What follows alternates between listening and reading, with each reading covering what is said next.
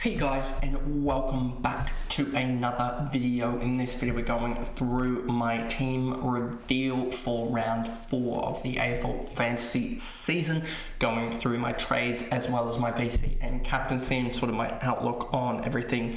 So yeah, let's just jump into it. So as you can see on screen, I've got 48k left in the bank there. After trades, and as you can see as well, you've got Zorko there with the captaincy armband on. He's got the Richmond matchup, which should be positive, and yeah, just hoping that TDK, who's the VC that I have at the moment, he can go large as well, so that I don't have to worry about that. She's all D2. I'm still sticking by him, and you can see no trades in the backline this week, which is a little bit sketchy, and this could change if SDK is moved back if Stanley is named, etc. That could definitely change, as I've got one guy in, and if it does change, there will be probably a complete flip of the trades. But anyway, we'll go through that later on in the video here. Jaden Short holds another week. I think he can just he's going to be a problem later on down the line, but I've just got so many other problems with this side at the moment. Matty Roberts, he's just doing what he needs to do at this point. Decoding as well, we talked about him obviously, and then you've got Trainer here, and we just got to hope that Leak somehow gets a game, but I don't expect it given there's no real injury problems at GWS from memory, but I'll just double check with them again because I don't remember there being injury news with them. But then moving on to the midfield, and Rosie, Sarong, Oliver, Finn Callahan, Caleb Daniel still holds here just because we got another forward in that we're trying to take advantage of their cash generation there, as well as their new role that they've got.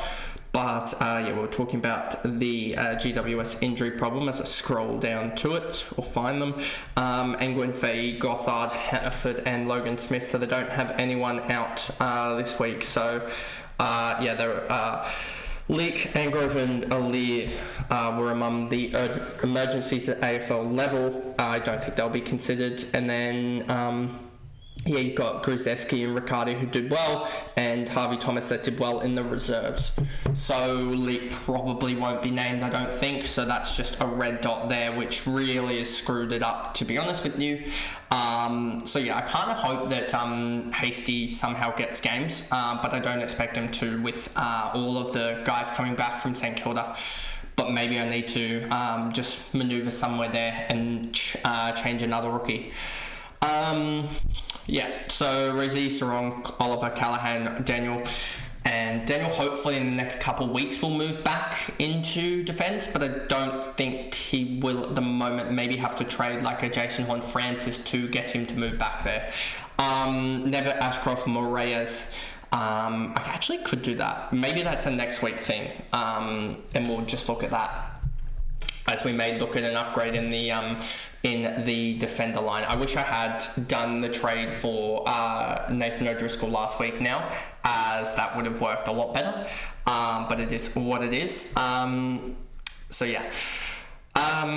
we just hope he isn't sub at this point. He's got a 56 break even. I think he can still beat that, and once that 17 starts to be backlogged in his price cycle, he should be fine, and start going up in cash again. Levi Ashcroft, he'll be fine. He's still got a 14 break even, has Richmond this week, and then Morea's coming in just because he's got a huge negative break even, and there's not many others that have that huge negative break even that we really got to take advantage of. Foz, I probably should be trading out, but there's just other guys that need to go before him, because he still is making cash, although small increments, but it just feels like he's in for a big game sometime soon. As you can see, slowly is making cash with projected 40s and 50 scores. He makes another sort of 50k on the side whilst we just fix up all the other red dots. And then Camporelli somehow isn't named again. I just don't understand it with him, as he should be getting named over some of the other guys that Vossi is trying out. And then you go down here and you see sort of the remnants of all of the trades. Gawn, De Koning with the VC, and Boyd in the ruck line. That's a pretty fair ruck line, given that Cherry is He had a 77 last week with hamstring awareness, and he did about 30 minutes of training this week. So there is a chance that he actually is a late out, I feel like, for North. Or if he isn't a late out, he's going to get absolutely bullied, I feel like, with Grundy, Laddams and McLean all fronting up for Sydney. He could have a rough time because they're going to all be able to go fully at him in the ruck contest. They don't need to hold back with the extra ruck in there. Even if it was just Grundy and McLean, you'd still find it rough for Cherry. But with there being Laddams there as well, we expect that could be really, really tough for Cherry if he does end up playing. Like, he could be projected as 75 or 80 if he does end up playing with how he looks at the moment. So yeah, pretty happy about that ruck line this week, given that Gawn's 91.3 and Cherry 98.7. So there's still a little bit of a gap, but I feel like that gap could shorten this weekend and Gawn could outscore Cherry over the first 4 weeks. McRae, Horne-Francis, Bailey Smith, Riley Sanders, just hoping something turns out of them because, you know, they've, especially Horne-Francis and Sanders, has been extremely poor. Bailey Smith averaging 119 across the 2 games, 238, divide that by 3, he's averaging effectively about 80 if you include but then again you include about a 60-pointer for the game that he didn't play, and he's got an effective average of about 100. It's just the catch gen that's lagging behind, but if you're holding in for the year, it shouldn't be too bad. And then Ryan Marriott coming in. I've sort of debated this a little bit, but one thing I really like about him was he was on, I think, 88 at three-quarter time. I know McGovern did play 61% of the third quarter and then was out for the fourth, but in the fourth he only had 13. So yeah, it could depend on team lists and stuff like that. But if we do see him probably play a free-flowing game, then I expect him to do really well. He was sub in this game, but if you take out the subs, the sub game, he's averaging, he's got 175 in 2 games, which is 88, which would put him above Horne-Francis, which isn't hard to do, above Riley Sanders, obviously, and yeah, it would put him above like Davidson in terms of scoring. And yeah, he's just got, if he does go 80, 85 again for the next sort of 3 weeks, you'll see that cash gen rise up and he'll be 700k, I would expect, if that is the case there. Let's just go to the fancy price projector and then go to Marek. I'm pretty sure I did this yesterday, but I'll just redo this with an average of, let's just say 85 to on the other side of it, and he gets up to 700k on the dot. So that's actually quite a good I guess point there, that he would get to 700k, 208k cash gen in 3 weeks if he averages an 85, which I think is respectable. But if he averages on the low end and averages 70, he still gets to 645k, which is still pretty good, but we don't expect that. If you even take his low game of a 74, he still gets to 660k, which is a gain of 168k in 3 weeks, which is huge cash generation alongside not outstanding point scoring, but it's still alright. And if he does go the 100 marker, which is possible, I'm not saying it's going to happen, he gets to 755k in 3 weeks, which is 263k in cash generation, and that would be absolutely huge for the side. And he'd be pretty much him and Davidson would pretty much mean that you've got the top 6 forwards, and then by then I could trade a Horne-Francis to someone very, very easily there, and that would be my forward line alongside Sanders. Horne-Francis and Sanders there are the weakest links, but this could easily be my forward line of the future there, just sort of right there. Corey Warner, with the Papley news of being out for 6 to 8 weeks, he is the cleanest run of anyone, as there's like no other, with Detoli injured as well as Papley now. Like, let's just look at the AFL injury list. I'll bring it up here and show you what I was reading out earlier with GWS. You've got this is what I was reading out earlier for GWS. For Sydney, Papley's 6 to 8 weeks. It was confirmed by Dean Cox about an hour ago. And then Paddy Snell will line up in the VFL this week. Callum Mills is still 3 to 4 weeks away from probably a return in the VFL now that he hasn't played for, 8-9 weeks and had an interrupted preseason as well. Melican, McInerney would change it slightly, maybe a little bit, so his return would change it just slightly. Cunningham maybe just slightly a little bit as well, pushing the wingers further up the ground, potentially, but you've still got Errol Gordon out. And then Robbie Fox, TBC, and Jesse Totoli and also Taylor Adams would be the direct swap. So you've got Totoli, we don't expect to play this year. In all honesty, he isn't back running at all yet. I don't think from memory. So I expect him to be potentially back in the VFL with about 6-7 rounds to go, around about the same time as Errol Gordon. And but Errol will come straight back in, I expect, or get 1 or 2 games half a game in the VFL and then come back in. But Totoli, I don't expect to debut this year.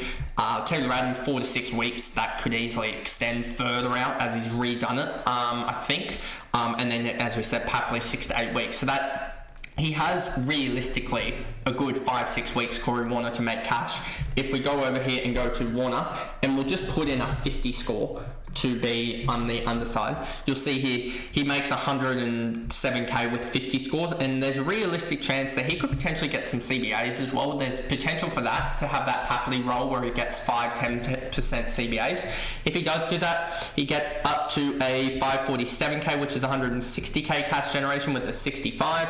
I'm just going here just in case. He hasn't had any CBAs in his career yet, but he's played in the VFL and played a really good role there as well. These were on-ball roles, I believe, where he averaged 85 there last year in the VFL when he had this role, and I'm pretty sure this was when he was an emergency or injured in that game, because that doesn't really line up.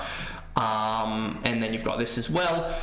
If you include all his VFL stats, he averaged 84 in 12 games, including the back end of 2023, which we probably don't want to add. Let's get rid of those numbers. 77 in 8 games in the VFL last year. This was an injured game, you can tell, because he didn't play there. So injured game there, and then so that was that. So he averaged 84 last year in 7 VFL games, playing on ball-ish and a little bit up forward as well. So he may take 20-25 points off that for him playing more forward, but still that's roughly what he's averaging at the moment. 62 will get him up pretty high there, and I wouldn't be surprised, as I don't know if you can necessarily extrapolate it a little bit further in terms of getting more salary updates, but yeah, I expect him to do pretty well there.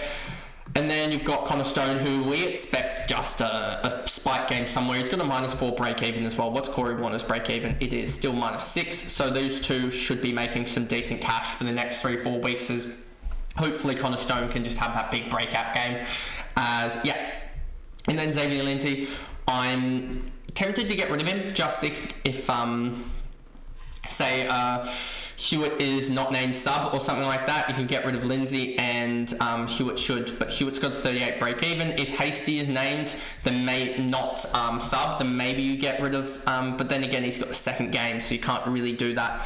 But yeah, we'll just see about that with regards to Xavier Lindsay. But anyway, this is the side that's kind of scuffed, I would say, the side in general, but a lot of pieces that we could just hopefully piece together and get some, I guess, some good scoring this week, or some average scoring, and then we can slowly piece together a decent side. It would probably be, I'm hoping, Sanders and DeConing next week with 48k left. They're 697 and 671, so that's about roughly, what's that? 13, it's about 1400 there. You'd expect potentially another 20-30k there, so that's about 700 to 14, so probably about 1450 I would expect between the two next week that they'll be priced at, alongside my remaining cash.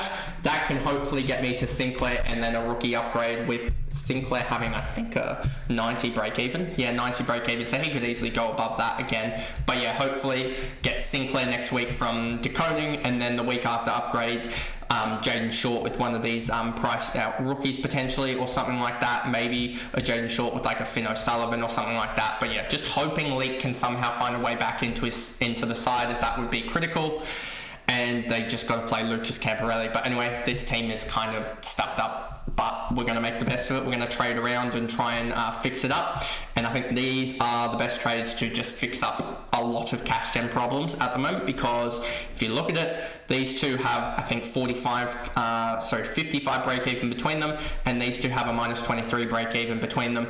And and one of these two will both sub on the weekend. There's a chance that both of them get dropped, whereas these two are in the best 22 and decent roles, so there's potentially somewhere close to like 150 points difference between these two, and like 200k cash gen between these two in these two sets I should say, in the next week. But anyway, that is the video there. If you guys did enjoy it, remember to like and subscribe, turn the notification bell on so you know when I upload. If you are listening on Spotify, give me a follow and a rating over there, and I will see you guys for the Supercoach video soon. Bye guys.